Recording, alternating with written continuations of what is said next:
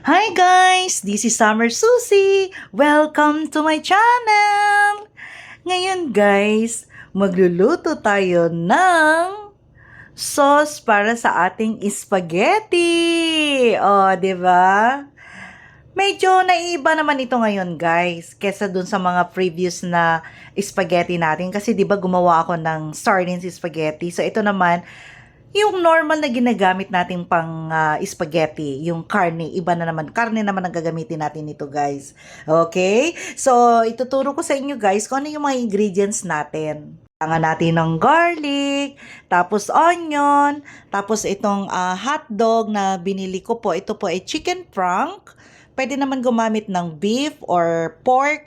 Kaya lang ito yung naka-sale na chicken frank with cheese. Tapos meron tayong pork.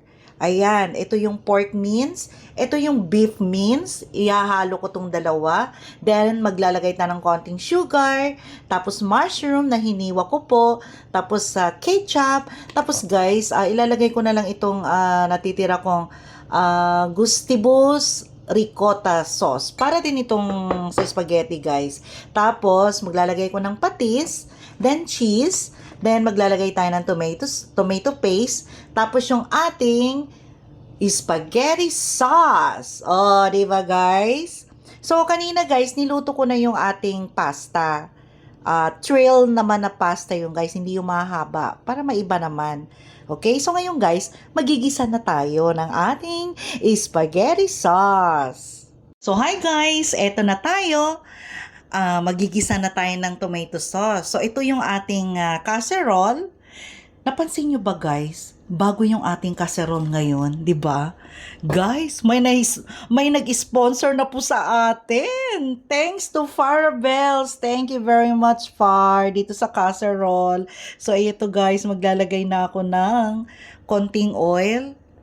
Ayan. And then, magigisa na tayo. And guys, eto rin, may nag-sponsor din sa atin ng ating panggisa. Ano bang tawag dito? Spatula? Nakalimutan ko na guys. Ayan. O diba, social? Oh my God, thank you talaga sa mga sponsor ko. Thank you to Farah, dito sa casserole, and dito for Rose and Mimi. Ayan guys, magigisa na tayo. So, unahin natin guys ang ating onion. Yan. Maraming onion guys. Kasi marami tayong sauce, 'di ba? Mas maraming sibuyas, mas masarap. Ayan. Ayan guys, translucent na yung ating sibuyas. Susunod naman natin ang ating garlic. Ayan. Ayan. Luto na rin, translucent na yung ating anong tawag nito? Both the garlic and the onion. So, ilalagay na natin guys itong beef. Ayan. Unahin muna natin guys ang beef, tapos maya-maya yung pork.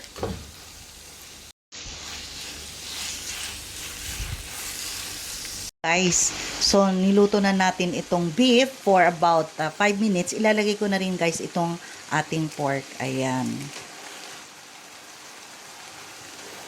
Ayan. So guys, hindi ko muna to titimplahan para sabay-sabay na silang timplahan ko kasabay ng ating pork mince. Lagyan natin ng salt mamaya at saka anong tawag nito? Pepper. Or hindi kaya, kung hindi salt guys, nakalimutan ko, maglalagay na lang tayo ng magic syrup. Ayan. Diba? Sarap talaga magluto guys kapag bago yung ating casserole, diba? Hindi nakakahiyang i-vlog. At wala na tayong mga basher dyan.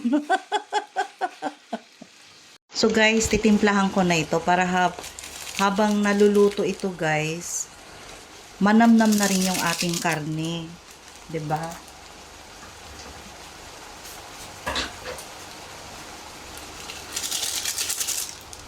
Ito, paminta.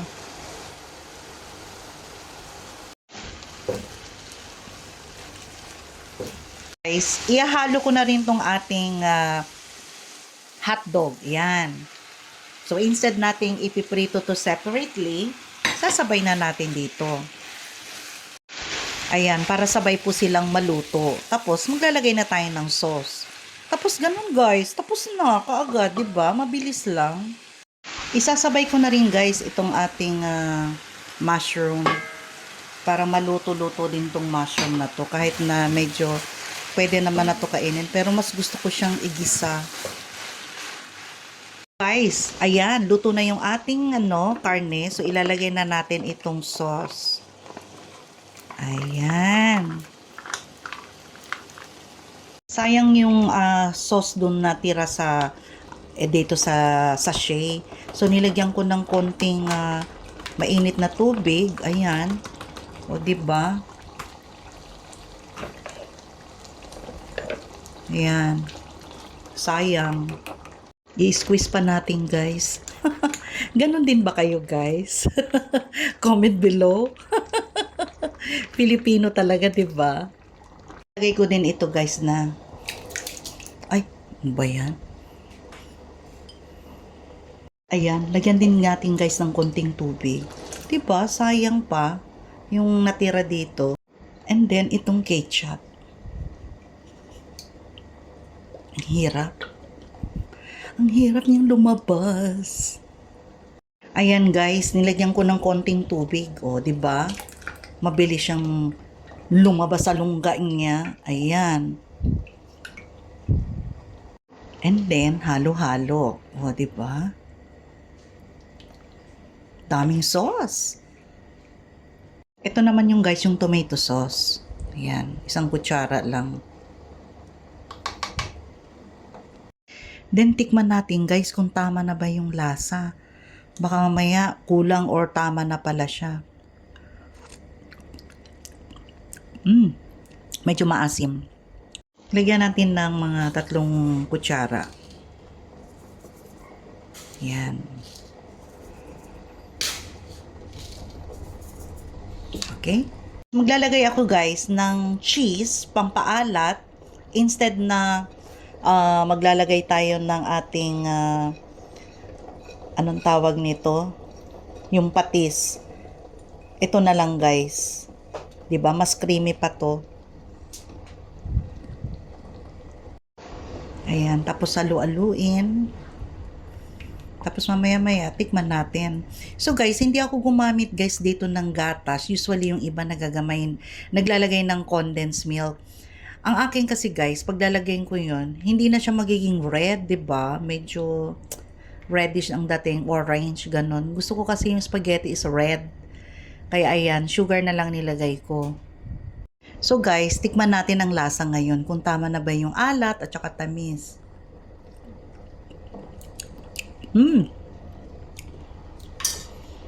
Sarap na niya guys. Guys, dagdagan ko ng cheese. Ayan, hiniwa ko na lang siya ng pa-square.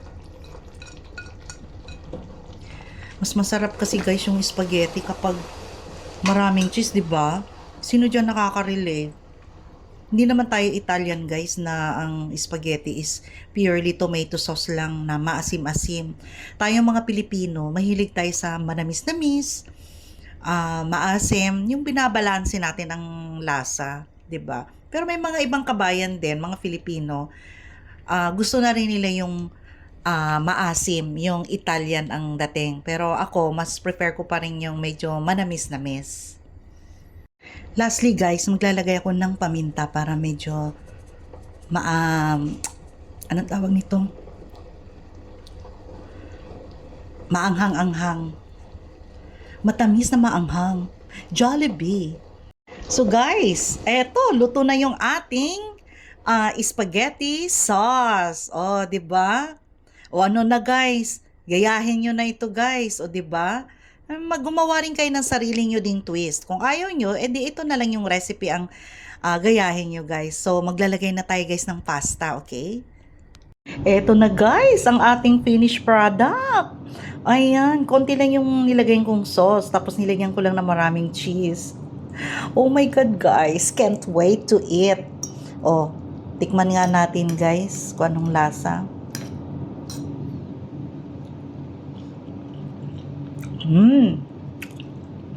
Para sa akin guys perfect siya.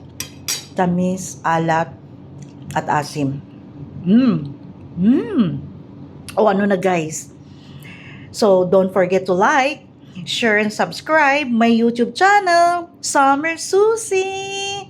Ano na guys, kain na tayo guys. See you in my next vlog. Bye!